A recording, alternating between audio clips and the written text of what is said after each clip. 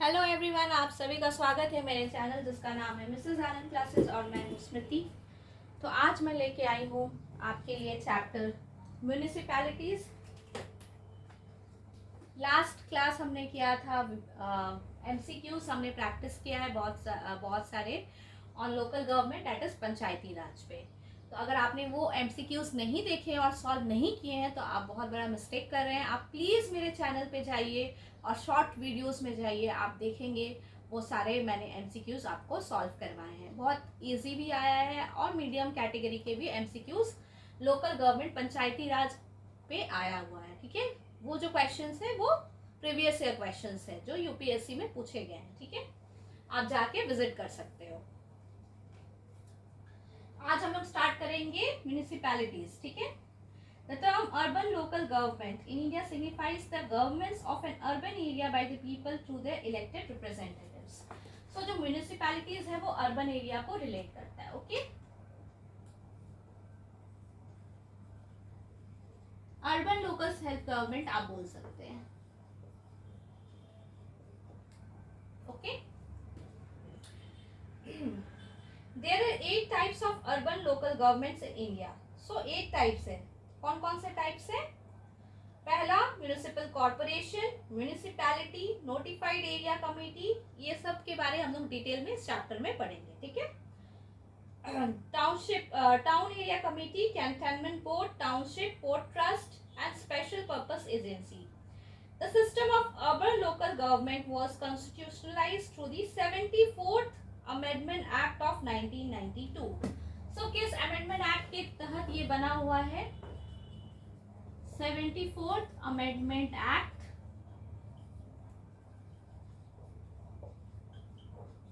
1992। ये important point है, इसको प्लीज आप ध्यान में रखिएगा। Okay, so it is dealt with by the following 3 ministries. कौन कौन से मिनिस्ट्रीज डील करते हैं इसको? Ministry of housing and urban affairs, ministry of defence in the case of cantonment boards, ministry of home affairs in the case of union territories. तो कैसे evolution हुआ है वो हम लोग देखते हैं। In 1688, the first municipal corporation in India was set up at Madras. So first municipal corporation कहाँ सेटअप हुआ है? ये इतने छोटे छोटे क्वेश्चंस भी पूछे जाते हैं। आपने पंचायती राज का अगर एमसीक्यू सॉल्व किया है या फिर देखा है जो मैंने आप लोगों को करवाया है इन शॉर्ट वीडियोस, उसमें देखिएगा इस टाइप का क्वेश्चन पंचायती राज में पूछा गया है कि कब फर्स्ट पंचायती राज कहाँ किस स्टेट में सेटअप किया। तो ये सब इंपॉर्टेंट पॉइंट्स है, ध्यान में रखना चाहिए।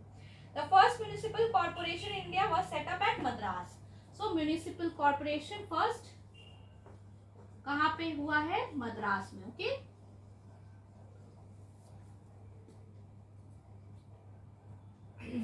In 1726, the municipal corporation were set up in Bombay and Calcutta. Lord Mayo's resolution of 1870 on financial decentralization visualized the development of local self-government institution. Lord Ripon's resolution of 1882 has been hailed as the Magna Carta of local self-government. He is called the father of local self-government in India. Who is called the father of local self-government in India? Lord ripen. Okay, ये भी एक important point है।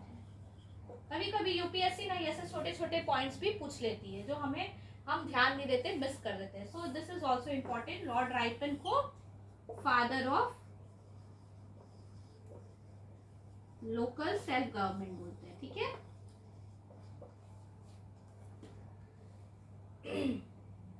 Committees and commissions बहुत सारे बने जिसके बाद ये म्यूनिसिपैलिटीज का स्टैब्लिशमेंट हुआ है। सो राजीव गांधी गवर्नमेंट था, वीपी सिंह गवर्नमेंट, नारा सिम्हा राव गवर्नमेंट। सो नारा सिम्हा राव गवर्नमेंट, पीवी नारा Simha Rao government also introduced the modified municipalities bill in the Lok Sabha in September 1991.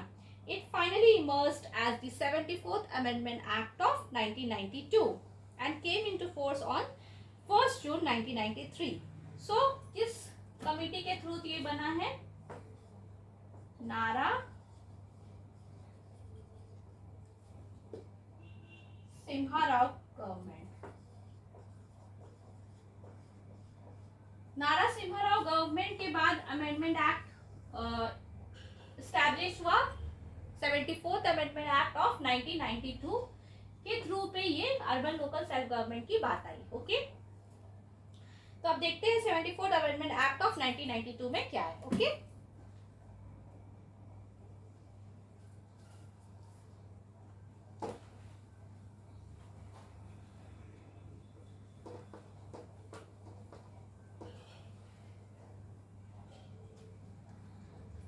So 74th Amendment Act of 1992 में this act has added a new part 9A to the Constitution of India. This part is entitled as the municipalities and consists of provisions from Article 243P to 243ZG. In addition, the act was also added a new 12th schedule to the Constitution. 12th schedule में कितने items है? 18 functional items है. It deals with Article 243W. So ये जो part है ये किस part में आ रहा है? Part 9A। आर्टिकल्स कौन कौन से हैं? आर्टिकल्स 243P से लेकर 243ZG, इसमें म्यूनिसिपैलिटीज के बारे में। ठीक है, ये सब आर्टिकल्स भी ध्यान में रखना पड़ता है किस आर्टिकल्स में क्या है। ठीक है, आर्टिकल 243P से लेकर 243ZG तक आपका म्यूनिसिपैलिटीज है। और 12th शेड्यूल भी ऐड किया गया है, 12th शेड्यूल जिसमें 18 आइटम्स है। और ये कौन से आर्टिकल में है? ये आपका आर्टिकल 243W में है। ओके, सो ये छोटे छोटे पॉइंट्स है बट ये इंपॉर्टेंट पॉइंट्स है। म्यूनिसिपैलिटीज ये सारे चीजों के अंदर है। कब आया? 74 अमेंडमेंट एक्ट ऑफ 1992। पार्ट किस में है? पार्ट 9A में है। पार्ट आर्टिकल्स कौन कौन से हैं? 243P से लेकर 243ZG तक है। किस शेड्यूल में है? 12th शेड्यूल में है। 12th शेड्यूल में कितने आइटम्स है? 18 आइटम्स है और उसका आर्टिकल है 243W। So the act give constitutional status to the municipalities. Salient features पे आते हैं हम लोग। 3 टाइप्स ऑफ म्युनिसिपैलिटीज होता है in every state. A Nagar Panchayat, by whatever name called, for a transitional area. What is this transitional area? A transitional area means an area which is in transition from rural area to urban area. Okay? So Nagar Panchayat के नाम से municipal council for a smaller urban area, municipal corporation for a larger urban area. So, but there is one exception. If there is an urban area where municipal services are being provided by an industrial establishment, then the governor may specify that area to be industrial township. Okay, in such a case a municipality नहीं होता है। The governor has to specify a transitional area, a smaller urban area और a large urban area keeping in view. तो हम लोग कैसे define करेंगे transitional area है कि स्मॉलर अर्बन एरिया है कि लार्जर अर्बन एरिया? सो ये सब पॉइंट्स बहुत छोटे छोटे बट इम्पोर्टेंट है। ओके,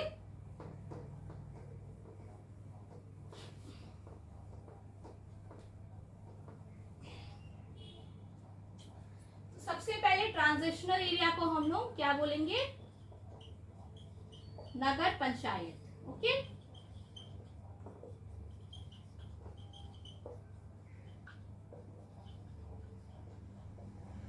स्मॉलर अर्बन एरिया को म्युनिसिपल काउंसिल।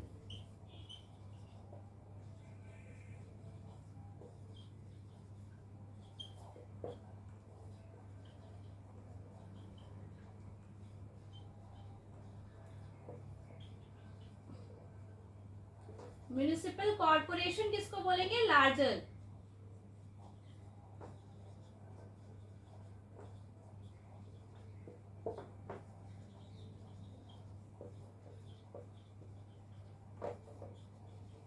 ठीक है, ये क्लियर हो गया। ट्रांजिशनल एरिया किसको बोलते हैं? जो ट्रांजिशन फेज में है from rural to urban. Okay, transitional area Nagar Panchayat को बोला जाता है, नगर पंचायत के नाम से जाना जाता है। म्युनिसिपल काउंसिल अगर हम लोग बात करें तो स्मॉलर अर्बन एरिया को हम बोलते हैं। म्युनिसिपल कॉर्पोरेशन बोले तो लार्जर अर्बन एरिया को बोलते हैं। और ये जो ट्रांजिशनल एरिया स्मॉलर अर्बन किस किस कैरेक्टरिस्टिक्स पे या फीचर्स पे आप बोल सकते हैं? डिवाइड है, या फैक्टर्स, तो वो है population, density of the population, revenue generated for local administration, percentage of employment in non-agricultural activities, economic importance, such other factors as she may deem fit. Okay. So composition क्या होता है? All the members of a municipality shall be elected directly by the people of the municipal area. So election directly होता है. Okay. For this purpose, each municipal area shall be divided into territorial constituencies to be known as wards. So हर एक जो municipal area है वो wards में divided है. Okay.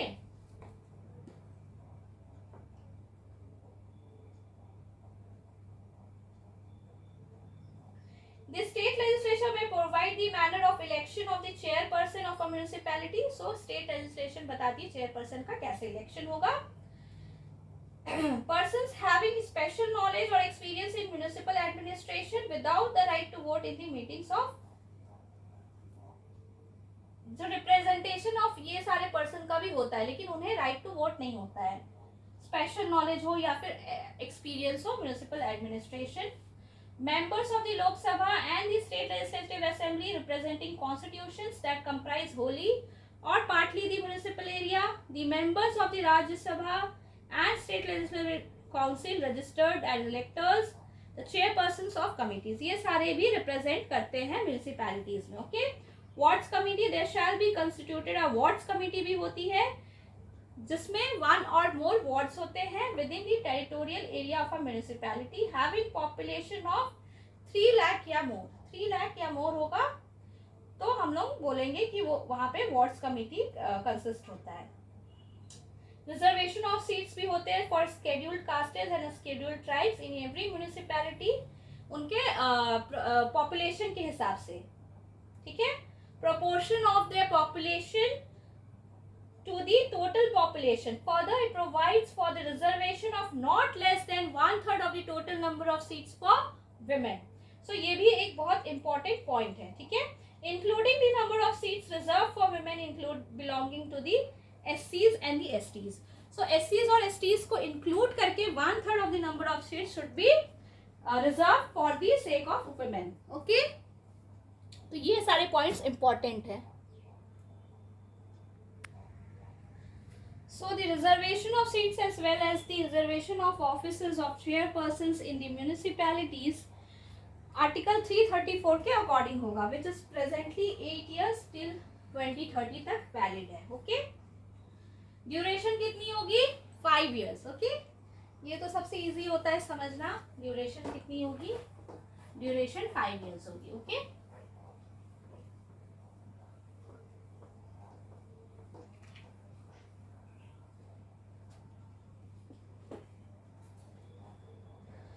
Further, the fresh elections to constitute a municipality shall be completed before the expiry of its duration. So fresh elections कब complete होने चाहिए? Expiry होने से पहले 5 साल. अगर डिसोल्यूशन होता है before the expiry of period of 6 months from the date of its dissolution. In case of dissolution before the expiry of a period of 6 months. So dissolution के केस में 6 months से पहले होना चाहिए. But where the remainder of the period for which the dissolved municipality would be less than 6 months, it shall not be necessary to hold an election. मान लीजिए आपका dissolution ऐसा टाइम पे हुआ जहाँ पे 2 months का था बस पीरियड बचा हुआ म्यूनिसिपैलिटी का. ओके. तब उस केस में फ्रेश इलेक्शंस नहीं होंगे. Moreover, a municipality constituted upon the dissolution of a municipality before the expiration of its duration shall continue only for the remainder of the period for which the dissolved municipality would have continued. इसका कहने का मतलब है मान लीजिए अगर 7 months का period था बचा हुआ इन टोटल ऑफ 5 years, उस 7 months का पीरियड से पहले आपका डिसोल्यूशन हो गया तो जो भी इलेक्शंस होंगे वो सिर्फ रिमाइंडर पीरियड को सर्व करेंगे. Okay. The Act also makes 2 more provisions with respect to dissolution. A municipality must be given a reasonable opportunity of being heard. So opportunity सबको मिलना चाहिए, so municipality को भी मिलना चाहिए. अगर आपको मेरे वीडियोस अच्छे लग रहे हो, मेरा चैनल अच्छा लग रहा हो, तो काइंडली सब्सक्राइब कीजिए मिसेस आनंद क्लासेस को और अपने फ्रेंड्स के साथ भी शेयर कीजिए। चलिए आगे बढ़ते हैं। No amendment of any law for the time being in force shall cause dissolution of a municipality before the expiry of the 5 years term. कोई भी अमेंडमेंट लॉ में डिसॉल्यूशन नहीं करवाएगी before its term.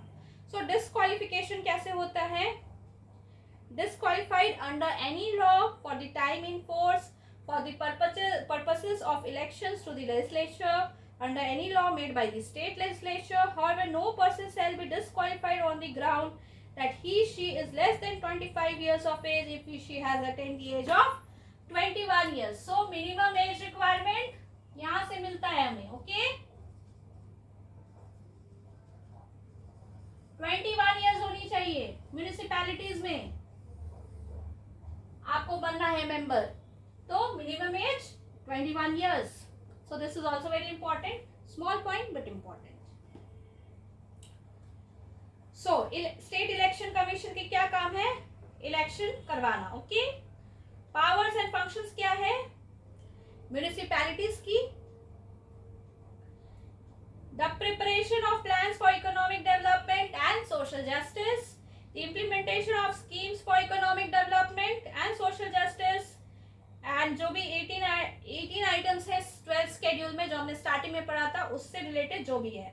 Finances, the state legislature may authorize a municipality to levy, collect and appropriate taxes, duties, tolls and fees assigned to a municipality. Taxes, duties, tolls and fees provide for making grants and aid to the municipalities from the consolidated fund of the state and provide for constitution of funds for crediting all monies of the municipalities. So finance commission भी होता है, state election commission, finance commission, ये सारी चीजें होती हैं। The finance commission shall also for every 5 years review the financial position of the municipality. So every 5 years, ये important point है। The principal proceeds of the taxes का देखेंगे, duties, tolls, fees, ये सारी चीजें, determination of the taxes, grants and aid जो हमने अभी रीड किया, okay? The measures needed to improve, कैसे फाइनेंशियल पोजीशन इम्प्रूव कर सके। Any other matter, the governor shall place the recommendations of the commission along with the action taken report before the state legislature. The central finance commission shall also suggest the measures needed to augment the consolidated funds of state. So कौन यहाँ पे place करता है recommendations of the finance commission? The governor. ये एक important point है, ठीक है?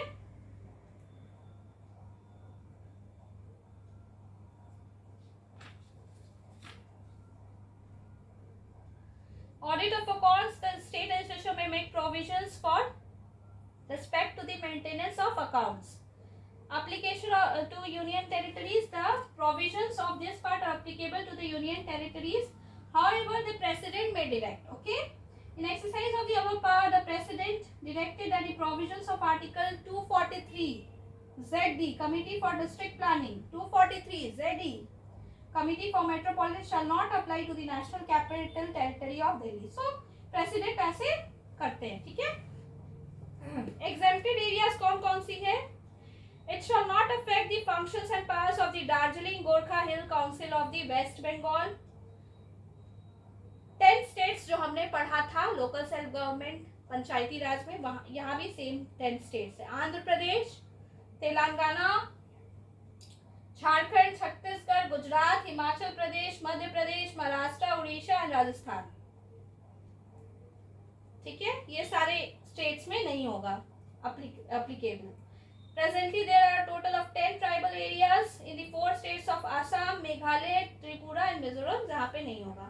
So, next coming, district planning committee क्या होती है, okay? So, district planning committee, every state, district level पे एक district planning committee को बनाएगा। किस level पे? District level पे, okay? क्या बनेगी? District planning committee बनेगी।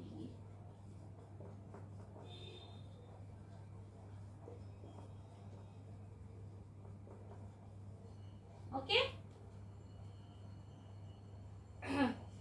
The composition of such committees, the state legislature को provision डालना है कैसा कॉम्पोजिशन होगा, मैनर ऑफ इलेक्शन क्या होगा, फंक्शंस क्या होंगे, चेयरपर्सन का कैसे इलेक्शन होगा, ठीक है।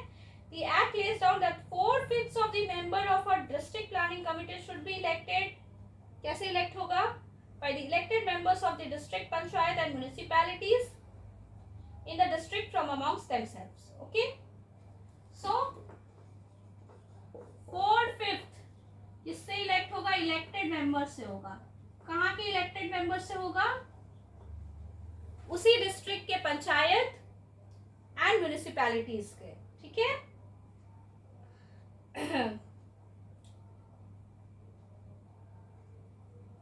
In preparing the draft development plan क्या क्या होना चाहिए, matters of common interest between panchayats, municipalities, including spatial planning, sharing, the extent and type of available resources, whether financial or otherwise. So next committee is the Metropolitan Planning Committee. State legislature may make provisions composition के बारे, manner of election के बारे, representation in such committees of the central government, functions of such committees, the manner of election of chairperson. So इसमें भी है, the act lays down that 2/3 of the members of a metropolitan planning committee should be elected by the elected members of the municipalities and chairpersons of the panchayat. So यहाँ पे एक point important है, जो हमारा district planning committee था उसमें था elected members of the district panchayat and municipalities in the district from amongst themselves. तो यहाँ चेयरपर्सन्स का मेंशन नहीं था, बट मेट्रोपॉलिटन प्लानिंग कमेटी में आप देखिए 2/3 रिजर्व होते हैं।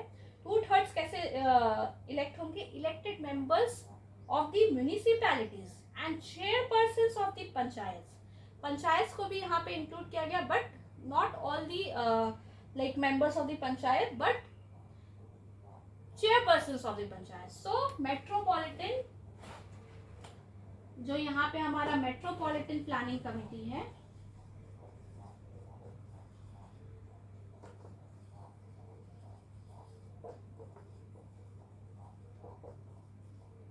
उसमें क्या है? 2/3 municipalities plus chairperson of panchayat. So ये एक इम्पॉर्टेंट पॉइंट है, इसे ध्यान में रखिएगा। ओके, इसमें भी वही सारे हैं प्लान्स, ड्राफ्ट डेवलपमेंट प्लान में क्या क्या आपको इंक्लूड करना है, ठीक है। द ओवरऑल ऑब्जेक्टिव्स क्या है, प्रायोरिटीज क्या है, set off by the government of India and the government of the state, investment, available resources, ये सारी चीजें हैं। चलिए अब आते हैं नेक्स्ट पॉइंट पे, continuance of existing laws and municipalities. All the state laws relating to municipalities shall continue to be in force until the expiry of 1 year. So भी जो भी स्टेट लॉज बनते हैं for in regard to the municipalities, वो 1 year का expiry term होता है, ठीक है, from the commencement of this act. Bar to interference by courts in electoral matters. If the Act bars the interference by courts in the electoral matters of municipalities, it declares that the validity of any law relating to the delimitation of constituencies or the allotment of seats to such constituencies cannot be questioned in any court. This is very, very important point. So courts question नहीं कर सकते कोई भी delimitation of constituencies के बारे, allotment of seats के बारे। चलिए देखते हैं, आज हम लोग 12th शेड्यूल तक ही सिर्फ पढ़ेंगे, नेक्स्ट क्लास में इसके आगे हम लोग कंटिन्यू करेंगे, ठीक है, types of government and all. So 12th schedule देखते हैं, last part of today's class. It contains the following 18 functional items, जो मैंने स्टार्टिंग में बताया था।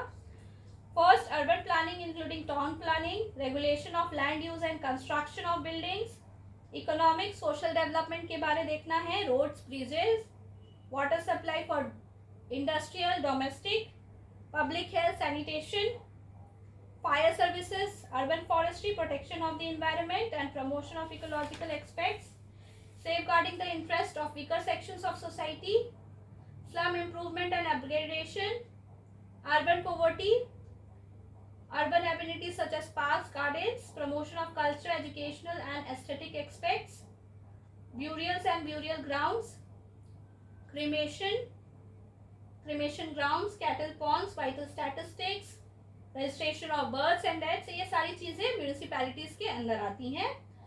Parking lots regulation, slaughter of houses and tanneries. So ये सारी चीजें इस सारी चीजें 12 स्केड्यूल के अंदर आती है, 18 फंक्शनल आइटम्स.